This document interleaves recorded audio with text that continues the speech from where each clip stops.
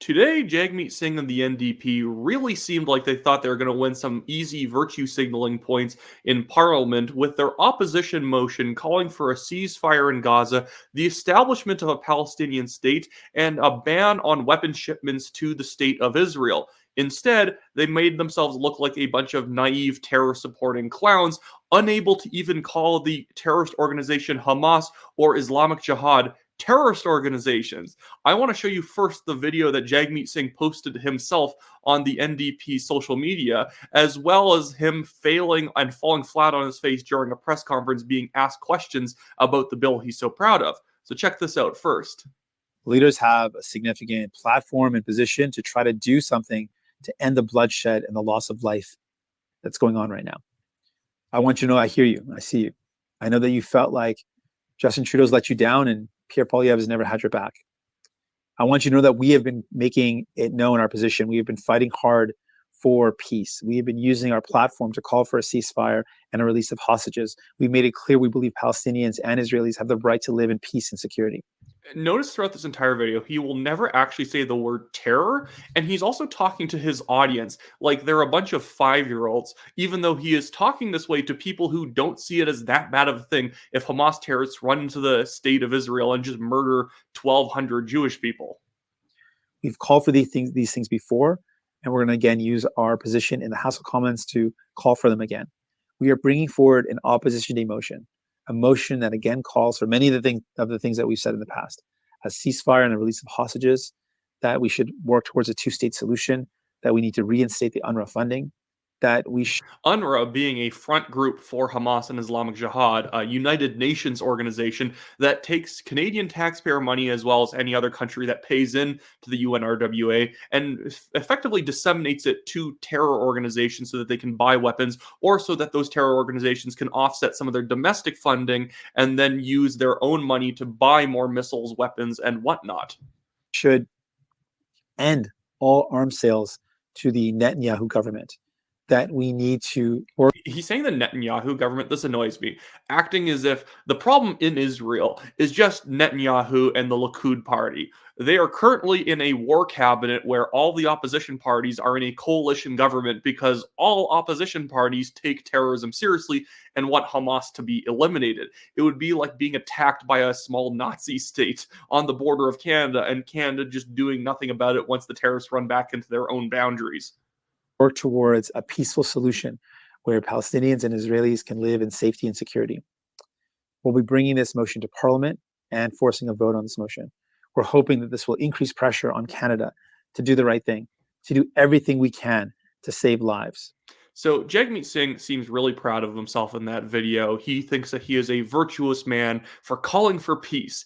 Doesn't matter that you're calling for peace with a terrorist group who wants to murder everyone in the state of Israel. It is just the fact that he's called for peace. This would be like if it was 1944 in Germany, and you were saying, well, it would be great if we just called for peace. We shouldn't be bombing places like Dresden or Berlin. That's rude. We should just, make peace, because isn't peace great?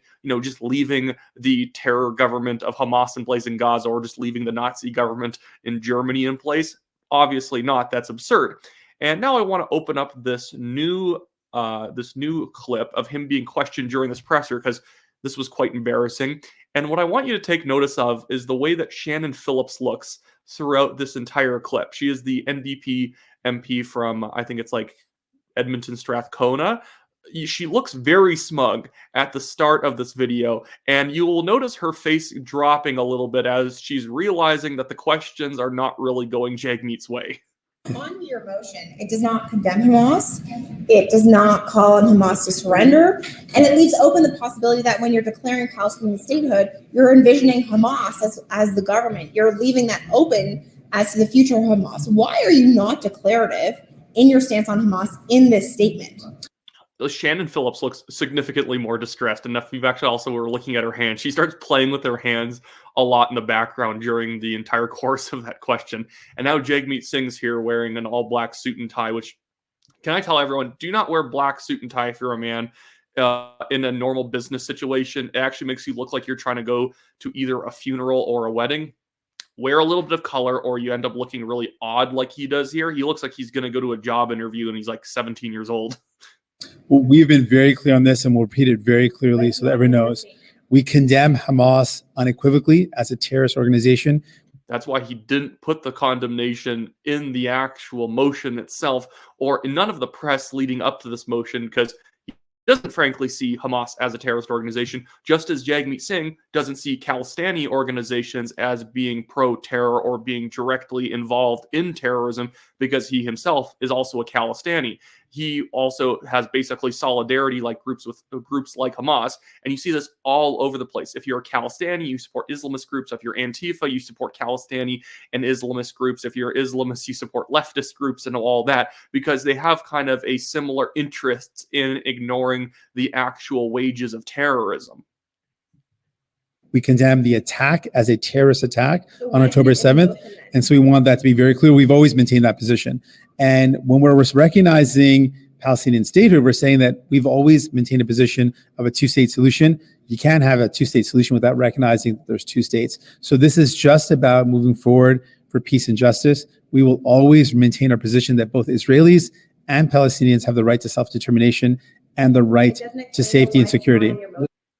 And notice there, and thanks for True North for clipping that from CPAC, notice there he won't actually back off of the accusation in that question that, are you saying that Hamas should stay as the government of Gaza if a two-state solution is actually reached, that there is a actual real Palestinian state and then the state of Israel is secured? That would it be okay for Fatah or Islamic Jihad or Hamas to be one of the governments there? And he says, yes, Hamas is a terrorist organization. I've unequivocally always stated that from the start. He never really has. A lot of his own MPs, like Shannon Phillps behind him, has been real quiet on whether they actually see Hamas as like a bigger threat to the democratic state of Israel. They're absolute psychos on this stuff.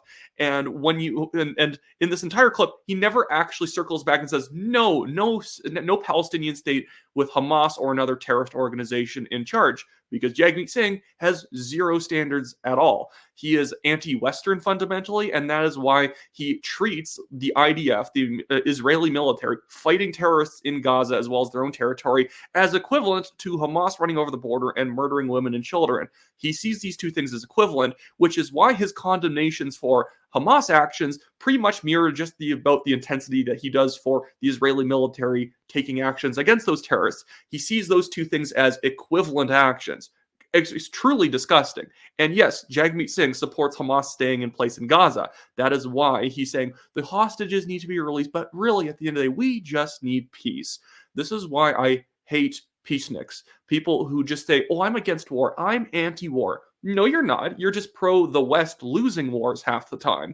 You are absolutely okay with China, with different sort of Islamist organizations, dictatorships, invading other countries. You just don't like when the West fights back. And so that's exactly who Jagmeet Singh is. He is upset that a Western country fought back against an anti-Western Islamist terrorist organization, just as he would be upset if, like, a socialist state in South America invaded a democratic one. This is why he is pro Castro in Cuba. This is why he has been very silent on condemning, dictatorial states like Venezuela. They are leftist states. They're anti-Western states. So he is okay with them. If you are somewhat conservative, then he will freak out and call you a dictator. That's why he thinks Netanyahu is a dictator when he is doing actually pretty soft-handed things when it comes to the defense of a state that is surrounded by enemies. I've been to Israel. I've looked through binoculars into Palestinian and Hezbollah territory. And it's funny, even if you're looking into Lebanon, the flags that fly highest on the flag staffs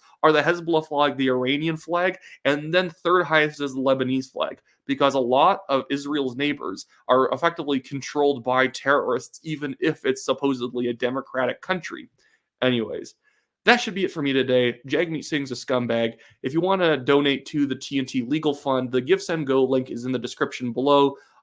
Basically, we're being sued by a ridiculous billionaire developer. He thinks we've defamed him, or I don't even think he actually thinks we've defamed him. He has no evidence. It's been 2 years into the case, and he still hasn't presented any evidence. All of our reporting on him relied on Globe and Mail investigations that were already done a year and a half before we said anything. But he is trying to bully us into giving him a fake apology so he can pretend anything negative ever said about him is somehow false by going after a 21-year-old. I was 21 at the time this lawsuit started. Anyways, That should be it for me today. See you guys around.